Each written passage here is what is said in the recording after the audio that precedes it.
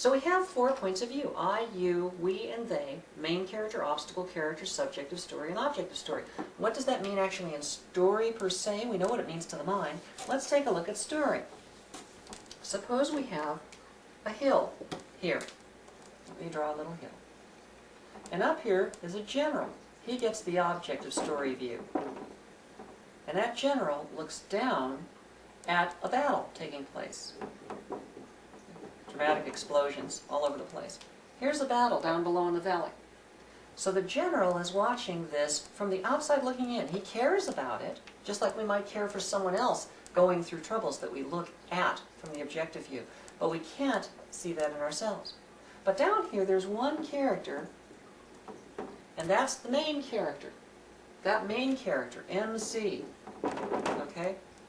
What if we could zoom down in the story and say, this is the God's eye view, the author's view, the big picture. You can see everything that's going on. You can see where the strategies are, where the enemy soldiers are, where our soldiers are. You identify all the players on the field by their function. Here's the guy leading the charge. Here's the guy who's the bugler. Here's the cavalry guy. Here's the infantryman. Here's the artillery. You identify them by their function. It's a little standoffish. That's why it's the objective view. Down here, we zoom down into the shoes of one of the soldiers on the field and say, this is what it's like to be in the battle. Now, it could be any soldier. It could be the guy who's leading the charge, or it could be the guy bringing the water to the wounded, or the medic, or the infantryman, or the coward in the bushes. Anyone we want. Because you see, in real life, there are many ways, many places in our own mind that we might be with an overall personality.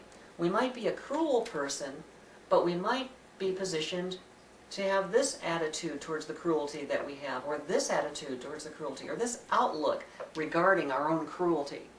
We may not even see the cruelty that we have. So, where we're positioned determines our take or our perspective on our own minds, our own dramatic battle that's going on inside our heads. Where are we positioned? Who are we? The obstacle character over here, obstacle character, OC, can't be seen through all the dramatic explosions clearly by the main character. Let's take a close-up look at what's going on here for the last 3 views. Remember, main character, obstacle character, subjective story between them? This one's pretty self-explanatory. We see the characters all by function. But when we enlarge this view with the main character and the obstacle character and the dramatic explosions between them, okay, we can learn a little something here. Main character, who represents I, who I am right now on the story mind, represents the audience position in the story, looks out and says, I can't tell what's the best path, but this is the best I know, is that I should continue along here this way, and that I think I'll be able to do my job as seen from the objective story that the general wants me to do. I can probably fulfill my job and also get out of this alive, get out with my skin. Along the way, he encounters this shadowy figure, not visible through the dramatic explosions. Why do I say that? Because the dramatic explosions make one warp one's point of view. They make one emotionally involved so that one doesn't always think logically or reasonably. One becomes, through the emotional smoke, one tries to discern the best way, but one cannot tell if this is an enemy soldier or if it's a friendly soldier, friend or foe. For the main character thinks this is the best way to go, over here. This character stands directly in the path of the main character and says, change course. Change course. And the main character, continuing to march that way, says, get out of my way. Obstacle character says, change course, get off the path. Main character says, get out of my way. In the end, either the obstacle character will get out of the way, or the main character will get off the path. One's going to have his way. Each one has a different point of view, a different outlook about the situation. The reason we don't just adopt every other outlook in our own minds that comes to us is that we don't know if it's a good idea or a bad idea to become that kind of person or to change our mind or attitude about a given situation. We don't know if it's good or bad because we don't have this objective view. We can't see the big picture. So we have to go with what we have inside and try to argue it back and forth with ourselves. So this character doesn't know if enemy soldiers, an enemy soldier perhaps trying to lure him into an ambush, or a friendly soldier trying to keep him from walking into a minefield. As the two approach, they have this personal skirmish between them. They argue their outlooks, argue their points of view. Get out of my path because I got to go do my job. If you're a friend, you'll get out of the way. I am your friend, and because I'm your friend, I'm telling you don't go that way because you run into danger and blow yourself up. Take my advice. I'm your friend. Go over here instead.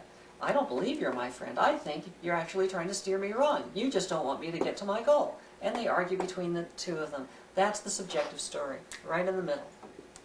So there's one thing kind of out of left field, and then there's three things that are kind of grow right out of the middle here, okay?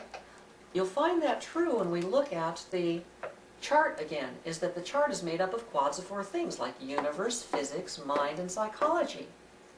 And universe, physics, and mind seem to kind of go together, but psychology seems a little bit out of left field. There's always going to be something. There'll always be something that seems a little bit weird, okay, in every single quad, because one part will be the I, one the you, one the we, and one the they that comes out of left field. So that's why every quad has to have something that's a little odd, that doesn't seem like it fits in closely with the other three, in order to fully explore the issues from all of the viable perspectives. Now in the end, these are like four different angles on the same football game, four different camera angles. And each one is necessary to completely explore the story, completely explore the issues of the story, the thematic issues, or any other issues, plot issues, genre, character. You need four aspects, and you can see them there. There'll be an objective plot. There'll be a main character plot, an obstacle character plot, and a subjective story plot. There will be objective characters, main character, obstacle character, and subjective characters in a story. There will be an objective view of the genre, a personal view of the genre, an alternative view of the genre for contrast, and the differential in the genre that creates all of the genre tension. Have you ever heard of genre conflict? Genre conflict?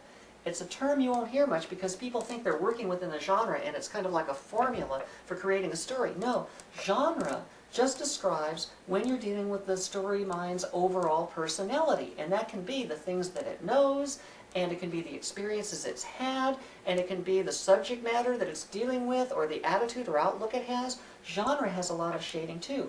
But tonight we're talking about theme. Theme in terms of these four views. The objective theme, the subjective theme, the main character theme, the obstacle character theme. And where do we find these things? In the chart. Let's go back to this chart for just a moment. Over here, we talked about the four different areas we have to deal with, and we said each one would be included in the story, but each one would have a different point of view. So there's going to be one of those points of view, main, obstacle, subjective, or objective, associated with universe. One of those points of view that remains will be associated with physics. One of the remaining two will go with mind, and the final one will go in psychology. You can pick any point of view to go into any one of these areas first. So for example, we could make mind the main character, and then you have someone like Scrooge. He's defined by his mindset. Or you could say that universe is the main character, and then we have someone like the Elephant Man, whose personal fixed situation describes him. If you have the Elephant Man, and you're dealing with universe as the fixed state of things that the main character is defined by, that's where he resides. This is his domain. Exploring all these elements, the types, variations, and elements down to the most refined detail is the domain of the main character. Then you'll find that the obstacle character will be in the reverse area. The obstacle character in Elephant Man will be concerned with mind, memory, preconscious, conscious, subconscious, those kinds of concerns. Turning it around for a moment, going back to Scrooge in A Christmas Carol, you can look at Scrooge as being a mind character, and the obstacle characters are the ghosts. The ghosts represented by Jacob Marley and the ghosts of Christmas past, present, and future. Marley himself represents progress, adding to the chain that one takes behind oneself, and then the ghost of past, present, and future, handing off part of the argument of that obstacle character, that other point of view that we might become, the other outlook, the argument of an alternative paradigm, an alternative worldview, an alternative belief system. It's parceled out among 4 characters, each of which represents 1/4 of that overall point of view. So in a story, ultimately, you'll want to associate the objective and subjective story, the main character and the obstacle character, with 1 class each and create 4 separate domains. And then the obstacle character will explore everything within his domain. The main character will explore everything within his domain. The objective story will have everyone in the story by function, from the general's view on the hill, exploring what goes on in that domain from that point of view. And finally, the subjective story will deal with all those issues as the argument area between the main and the obstacle character. So, if this was main, this was obstacle, this was objective story, then this would be subjective story, meaning that the main mind character, the universe character, who's the obstacle, would argue between themselves about issues of psychology, how to think about things, how to go about thinking about things. That's the ground they would argue over, trying to convince each other of their points of view. And eventually one will adopt the other's point of view. Meanwhile, in the story at large, these characters and all the others are in here doing their functions, taking care of what's going on in the story at large.